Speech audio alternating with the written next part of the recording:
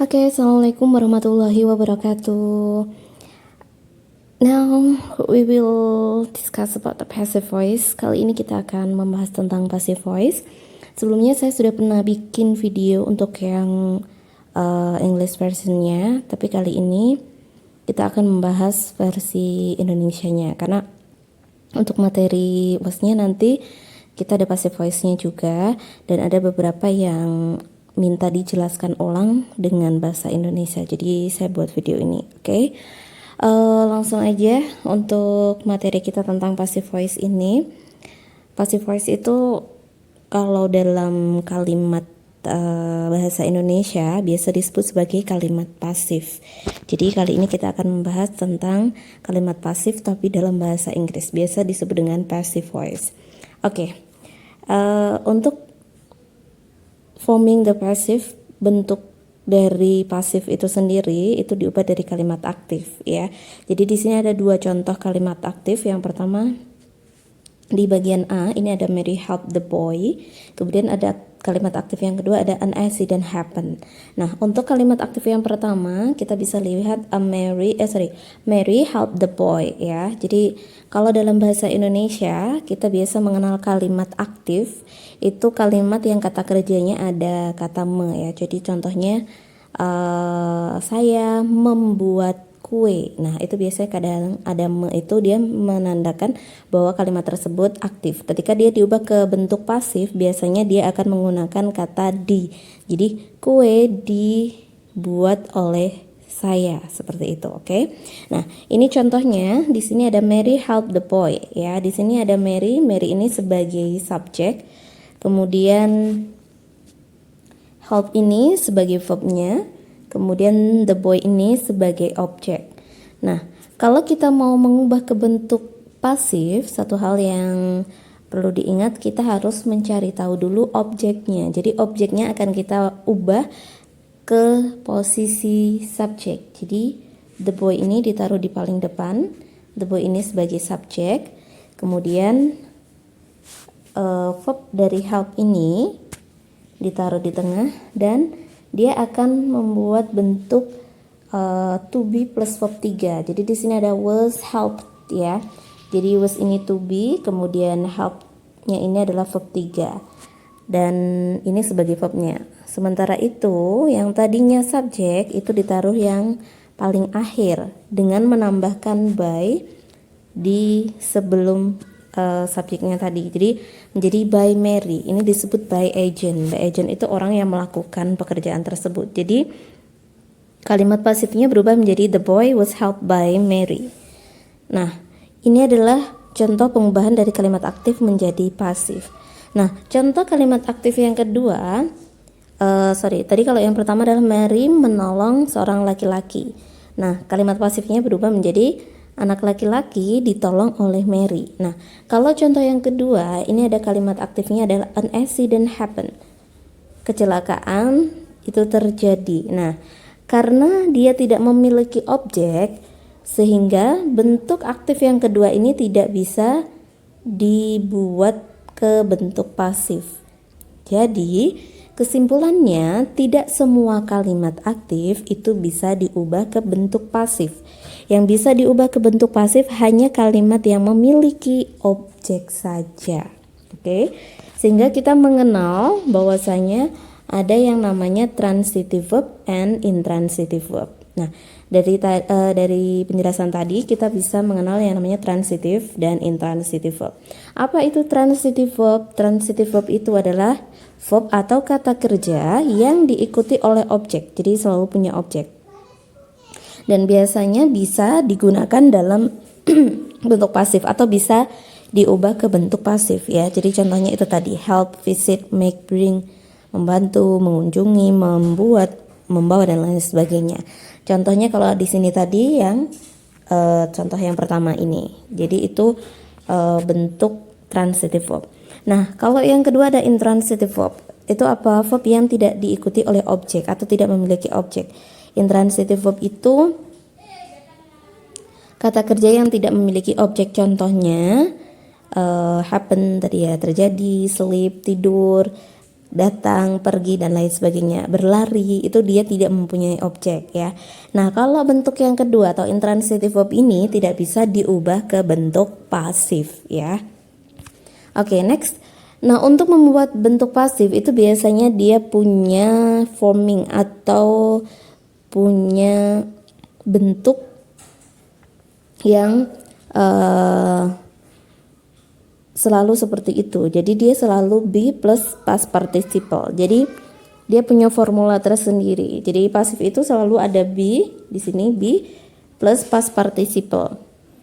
Nah, bentuk pasif ini be-nya bisa berubah-ubah tergantung tensesnya. Jadi kalau dia present jadi akan menggunakan is, am, are. Tapi kalau kalimat tersebut past tense maka to be-nya akan berubah menjadi was, were. Nah, untuk past participle sendiri itu biasanya kita kenal dengan penggunaan verb 3. Verb 3 itu bisa dari irregular verb atau regular verb. Kalau regular verb itu beraturan, jadi dia tinggal ditambahkan di atau id di bagian akhir. Sementara yang irregular atau tidak beraturan itu harus dihafalkan. Oke. Next. Nah, dari sini kita bisa mengambil kesimpulan bahwasanya passive voice itu selalu dibuat dari be plus past participle atau verb 3 ya. To be-nya bisa diisi is, am, are, was, were atau been. Kalau bentuk pertama itu bisa is, am, are. Kalau is itu kalau subjeknya he, she, it. Kalau am itu kalau subjeknya I. Kalau are itu kalau subjeknya you, we, they. Begitu juga dengan was sama were yang ada unsur s itu biasanya he, she, it ya. Sementara yang been ini adalah bentuk ketiga. Oke. Kita ambil contoh ya untuk mengubah kalimat aktif ke dalam bentuk pasif. Nah, di sini kita akan lihat di sini ada kalimat aktif dan ada kalimat pasif ya. Tapi tensesnya berbeda-beda. Sehingga bentuknya nanti juga akan berbeda-beda. Nah, gimana caranya? Yang pertama kita kelompokkan dulu ya. Bagian awal ini subjeknya. Ini yang bagian Mary ini subjeknya. Kemudian ini objeknya ya. Dan yang tengah ini adalah verbnya. Verbnya ini berbeda-beda karena tergantung sama tenses yang ada.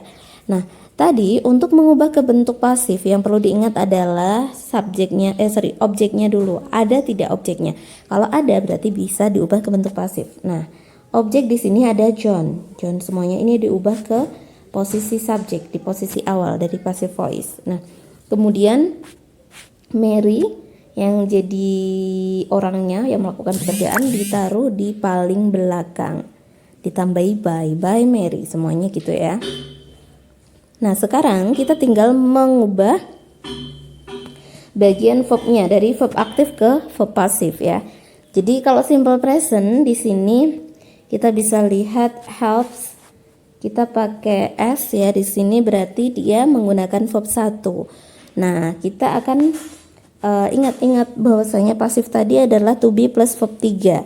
Di sini berarti helps ini menggunakan verb 1, berarti kita mencari to be bentuk 1. To be bentuk 1 itu ada is, am, are. Karena di sini John berarti kita pakai is. Oke, kemudian ditambahkan verb 3. Verb 3 dari help. Help itu verb 3-nya helped ya, tambahi ed. Jadi tinggal John is helped by Mary. Oke, sementara bentuk yang kedua ini adalah Mary is helping. Helping ini adalah bentuk verb ing, berarti kita mengubah bentuk be-nya menjadi be verb ing, menjadi being ya. Di sini verb ing berarti to be-nya menjadi being. Baru ditambahi verb 3 di belakangnya help, itu bentuk ketiganya helped. Oke. Jadi tinggal ditulis lagi John is being helped by Mary gitu. Oke, itu present progressive itu kayak present continuous ya, sedang berlangsung. Nah, di sini kita pakai present perfect, ada Mary has helped. Nah, di sini help. Ini verb berapa? Ini verb 3. Nah, kalau di sini verb 3 berarti kita harus ngasih to be bentuk verb 3. Di sini jadi been ya. Verb 3-nya to be itu been, baru ditambahin bentuk ketiga dari help di sini ya. Oke. Nah, selanjutnya ini Mary help John. Di sini juga help. Ini bentuknya sama, tetapi kalau yang di sini verb 3, yang di sini verb 2. Sehingga kalau verb 2 to be-nya verb 2. Ada was sama were. Karena John berarti pakainya was. Kemudian baru diikuti help bentuk ketiga di sini ya. Oke, apa bedanya verb 2 sama verb 3? Kalau verb 2 diingat-ingat dia bisa berdiri sendiri. Tapi kalau verb 3 dia tidak bisa berdiri sendiri. Dia selalu dibarengi have, has atau had di depannya. Nah, ini karena depannya ada has berarti dia belakangnya ini mesti verb 3. Oke. Jadi gitu ya. Yang ini verb 2 karena dia bisa berdiri sendiri sehingga di sini depannya kasih to be bentuk kedua was helped. Oke. Next. Ini Mary was helping. Helping ini bentuk verb ing lagi, berarti to be-nya harus berubah menjadi being ya. Mestinya tulis lagi was being, kemudian ditambah bentuk ketiga dari help, helped by Mary. Oke. Yang ini Mary had help. Nah, help ini bentuk keberapa? Verb 2 atau verb 3? Karena depannya ada had, berarti helped ini bentuk ketiga. Sehingga kita menambahi to be bentuk ketiga, yakni been. Dan diikuti help bentuk ketiga di sini. Oke. Nah, selanjutnya ini ada simple future. Simple future itu yang akan datang. Ada will biasanya ya. Will itu selalu diikuti bentuk verb 1 yang masih murni. Jadi kita pakai be yang masih awal. Ingat-ingat setelah modal, setelah to atau setelah modal itu kembali bentuk yang awal yang murni. Jadi masih be. Jadi ini contohnya will have ini kembali ke bentuk pertama yang masih murni, jadi will be, baru ditambahi bentuk ketiganya ya, help. Kemudian ini Mary is going to help. Nah, ada to itu juga kembali bentuk pertama yang masih murni, jadi ditambahi be di sini. Is going to be, baru ditambahi bentuk ketiga dari help, jadi helped ya. Oke, the last Mary will have help. Nah, help di sini bentuk kedua atau ketiga, kita lihat depannya ada have, berarti ini bentuk ketiga. Kalau bentuk ketiga berarti kalau bentuk ketiga berarti ini bentuk ketiga ya, berarti di sini tambahi to be bentuk ketiga, ada been ya, will have-nya tetap ditulis, baru been plus help bentuk ketiga di sini, help by Mary. Oke. Next, oke, ini contohnya ya, contoh pengubahan dari aktif menjadi pasif berdasarkan tenses yang berbeda-beda. Oke, selanjutnya ini ada passive without by phrase ya. Usually we meet a passive is used without a by phrase. Jadi kadang-kadang kita akan menjumpai beberapa kalimat pasif yang tidak menggunakan by agent. By agent itu orang yang melakukan, kayak tadi ada by Mary gitu kan. By itu oleh kan gitu, oleh saya, oleh Mary, oleh siapa yang melakukan pekerjaan itu. Nah, biasanya yang seperti ini yang tidak menggunakan by phrase itu adalah kegiatan yang sudah diketahui oleh orang banyak gitu ya, atau biasanya oleh orang-orang, oleh seseorang, itu tidak perlu ditulis. Nah, ini contohnya di sini, rice is grown in India. Padi ditanam di India. Nah, kita tahu bahwasanya yang menanam padi itu adalah petani, sehingga kita tidak perlu mencantumkan by farmer over there. Jadi kita tidak perlu menambahkan padi ditanam oleh petani, nggak perlu, karena semua orang tahu bahwasanya padi itu ditanam oleh petani gitu ya. Jadi langsung aja rice is grown in India gitu. Kita bisa menulis tanpa by phrase atau tanpa by agent, tanpa orangnya. Oke, selanjutnya selain itu kenapa kadang-kadang tidak menggunakan by phrase? Ini biasanya kita gunakan karena kita mau fokus ke bukan orangnya, tetapi ke sesuatu yang mau dikenai pekerjaan tadi, yang mau kita tonjolkan. Jadi contohnya, our house was built in 1890. Rumah kita dibangun di tahun ini. Jadi fokusnya adalah di rumahnya itu. Jadi kita tidak mau membahas siapa yang membangun, tapi otomatis kita tahu yang membangun itu adalah tukang bangunan gitu kan. Nah, oke. Selain itu, di sini juga this olive oil was imported from Spain. Jadi kita mau membahas bagian pentingnya adalah olive oil-nya ini diimpor dari Spanyolnya itu. Jadi lebih ke bagian yang ingin ditonjolkan itu tadi. Oke. Nah, dalam kalimat pasif biasanya kita juga akan menjumpai yang namanya statif pasif. Statif pasif itu kalimat pasif yang menyatakan keadaan. Oke, kita lihat di sini ada contoh ya. Ada pertama itu A sama B, ada old and green itu menjadi penanda adjektif. Sementara yang C itu menjadi penanda bahwasanya terjadinya statif pasif ya. Jadi statif pasif itu untuk menyatakan keadaan. Jadi kayak kalau yang pertama ini the door is old ya, pintunya itu sudah tua. The door is green, pintunya berwarna hijau. Nah, yang terakhir the door is locked. Nah, kalau kita lihat bentuknya old, green, ini kan bentuk adjektif ya. Jadi biasa kalau adjektif itu menggambarkan suatu keadaan benda itu biasa ya. The door is old, the door is green. Nah, sementara yang terakhir kalau kita lihat ini adalah bentuk verb. Ini to be, terus ini verb. Sorry. Ini to be, ini verb. Ini yang dinamakan pasif. Nah, pasif yang ini artinya kan pintu itu terkunci. Ini yang dinamakan statif pasif karena dia menyatakan keadaan. Passive voice atau kalimat pasif yang menyatakan keadaan. Oke, kalimat pasif yang menyatakan keadaan itu sebenarnya dia ada aktivitas sebelumnya tetapi tidak diceritakan. Jadi kayak tadi the door is locked ya, pintu yang terkunci. Itu awalnya terjadi ketika I locked the door 5 minutes ago. Saya telah mengunci pintu 5 menit yang lalu. Kalau diubah ke bentuk pasif menjadi the door was locked by me 5 minutes ago. Pintunya saya dikunci oleh saya 5 menit yang lalu. Sehingga sekarang pintunya terkunci. Jadi keadaannya sekarang terkunci. Jadi ada aktivitas yang tidak dijelaskan tetapi bisa membuat keadaan pintunya itu terkunci. Oke, contoh yang kedua, Anne broke the window. Anne merusak atau mematahkan jendela. Oke, the window was broken by Anne. Jendela dipatahkan atau dirusak oleh Anne. Sehingga sekarang jendelanya rusak. Nah, ini menyatakan statif pasif ya. Oke. Jadi bisa juga untuk menyatakan sesuatu yang masih eksis, situasi yang sedang terjadi saat ini gitu. Jadi dia menyatakan sebuah keadaan. Oke.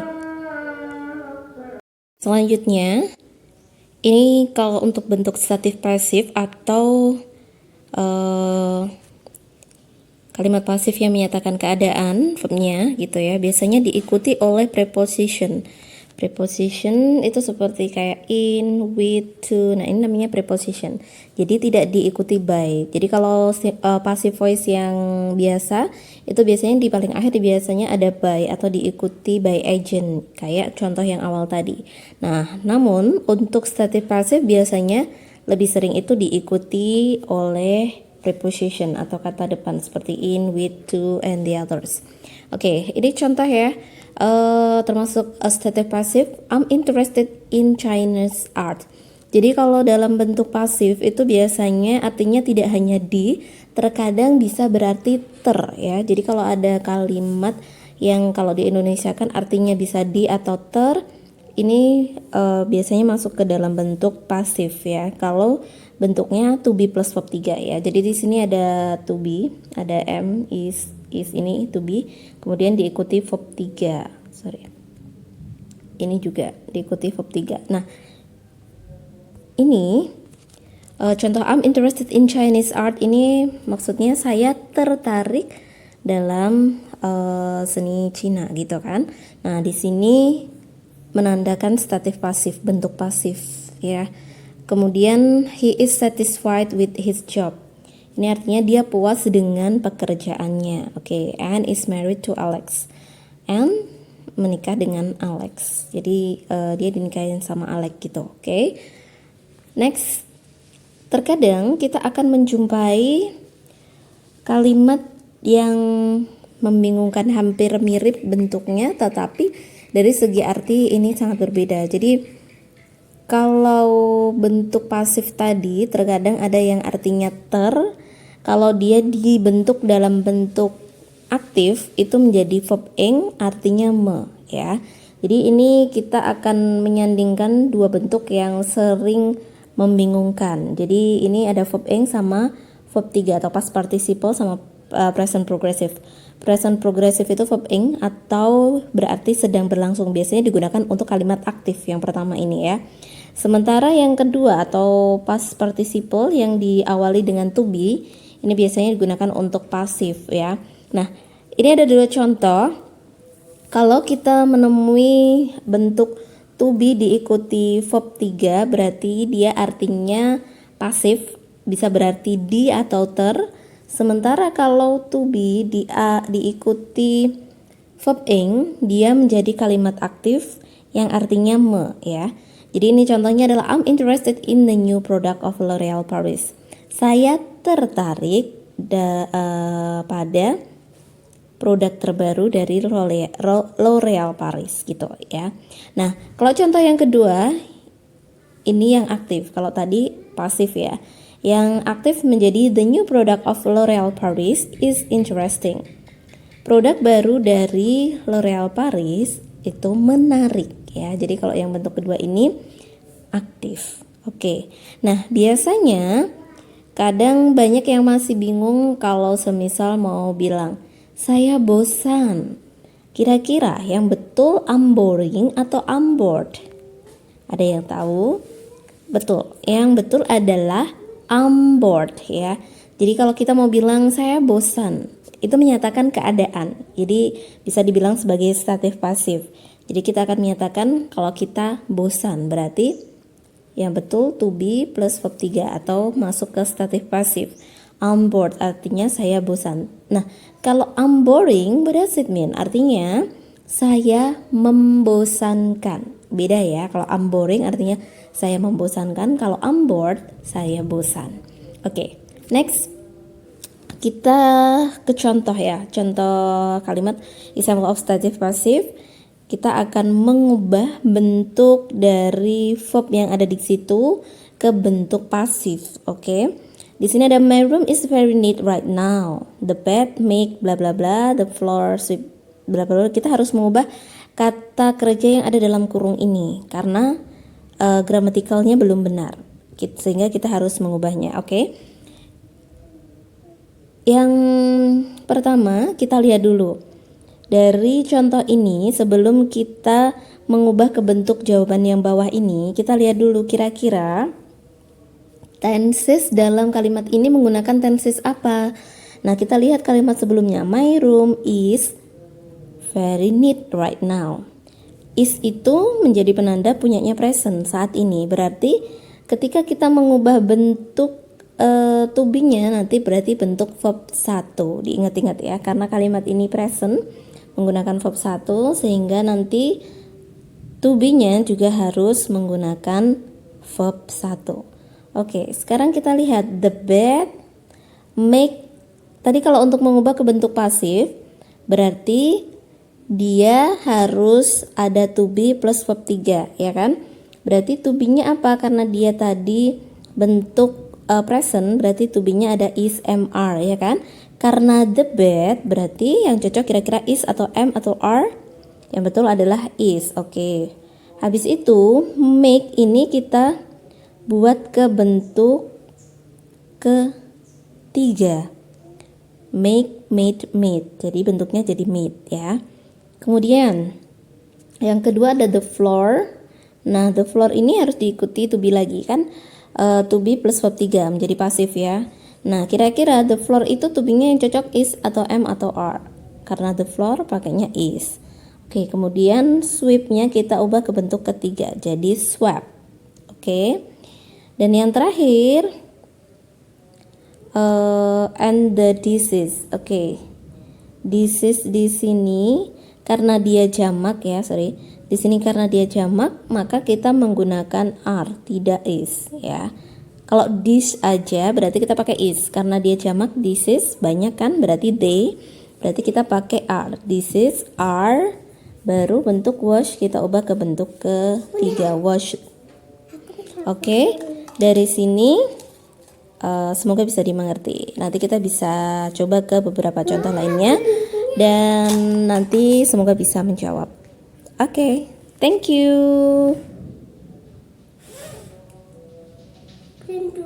Bunda kan masih rekaman kok, kamu berisik toh kak. Aku bisa buat pelindung.